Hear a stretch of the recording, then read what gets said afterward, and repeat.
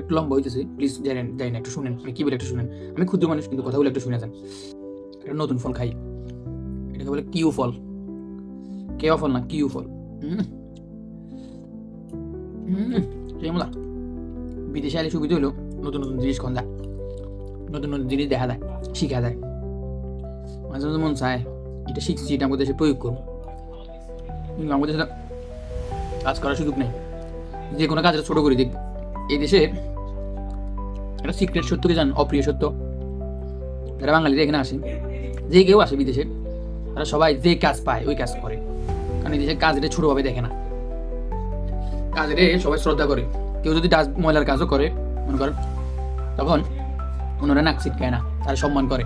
দেখলে হাওয়ারি বলে, good evening বলে, কারণ তাদের কাছে এটা নর্মাল। সবাই সবার কাজ নিজের কাজ নিজে করে। বাংলাদেশে তো একটু মেম্বার হইতে হইলে হাতের বডিগার্ড থাকে 3টা, হাতের কামের বুয়া থাকে 4টা, নিজের কাম দূরের কথা, হাতে ফুলি মর্গের মতো মোড় ওই 2 দিন ওরা হেঁটে যে লাইট তো না। আমি রয়েছেন আমার মতো। একটা কথা বলি, আমি এখন আফসোস করতেছি খুব। দেশে থাকতে সমাজের কথা চিন্তা করি, কোনোদিন কোনো কাজ শিখে নেই, হাতের কাজ। আপনার কাছে ইলেকট্রিক কাজ ভালো লাগে, আপনি ইলেকট্রিক কাজ করেন। আপনার কাছে কাঠমিস্ত্রির কাজ ভালো লাগে, আপনি 2 দিন করেন, সমস্যা নেই তো। মানুষ যে যাই বলুক। অথবা আপনার গ্রামে যদি ভালো না লাগে, আপনি ঢাকা শহরে গিয়ে করেন। ফার্মেসি দোকানে কিছুদিন কাজ করেন, ওষুধের একটা আইডিয়া নেন। ইলেকট্রিক দোকানে কিছুদিন কাজ করেন, মুদি দোকানে কিছুদিন কাজ করেন, ব্যবসার একটা আইডিয়া নেন। তারপরে টাইলসের দোকানে কদিন কাজ করেন, একটা আইডিয়া নেন। নানান দিকে নিজের যোগ্যতা তৈরি করার চেষ্টা করেন, এটা ভবিষ্যতে কাজে দিবে। এই যে মনে করেন আপনার দেশে কী হয়, মাস্টার্স পর্যন্ত করার পরে ওই ছেলে সার্টিফিকেট ছাড়া কোনো কাজ নাই, সব কাজ শেষ।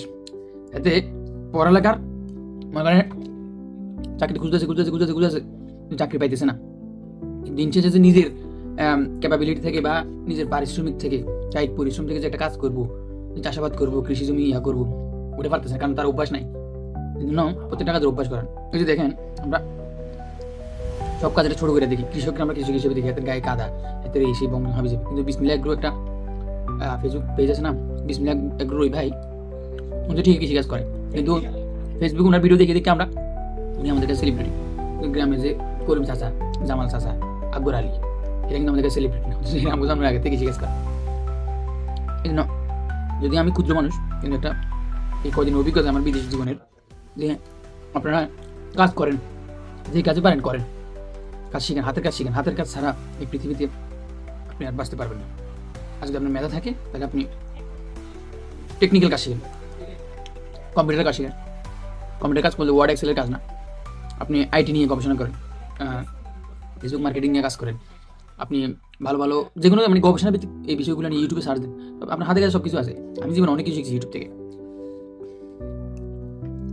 কিছু না পারলে এআই জিজ্ঞেস করেন, চ্যাটজিপিটি জিজ্ঞেস করেন, এটা নর্মাল উপদেশ, সবাই জানে, কিন্তু আমার লাগে না, আমি কিন্তু আমার লাগে না। এই জন্য মানে আমি এই কদিনে এই দেশে এসে এসব জিনিস সাফার করতেছি, আপনাদেরকেও ওইটা বলতেছি যে জীবনে কিছু করেন না করেন, হাতের কাছে শিখেন। আমার দেশে সবাই পড়াশোনা করার সময় ভিডিওটা লম্বা হয়ে যেতেছে, জেনে অনেকের ভালো লাগবে না, শুনে যান আমি কি বলছি, একটু শুনে যান প্লিজ। আমাদের দেশে বাচ্চারা পড়াশোনার পাশাপাশি কিছু কাজ করে না, পড়াশোনা শেষ করার পর এতে ওই সরকারি চাকরি ছাড়া আর কিছু মুখে দেখে না। নিজের যুগে একটা ব্যবসা করবো পারে না, কারণ এর কোনো যোগ্যতা নেই, অন্যান্য কাজ জানে না। ভিডিও বেশি লম্বা হয়ে যেতেছে, আর কিছু বলতে চাই না। সবাই ভালো জানেন, সুস্থ থাকুন, কাজকে সম্মান করুন, শ্রমিকদেরকে সম্মান করুন, যে কোনো কাজকে সম্মানের চোখে দেবেন। আল্লাহ হাফেজ, আসসালামু আলাইকুম।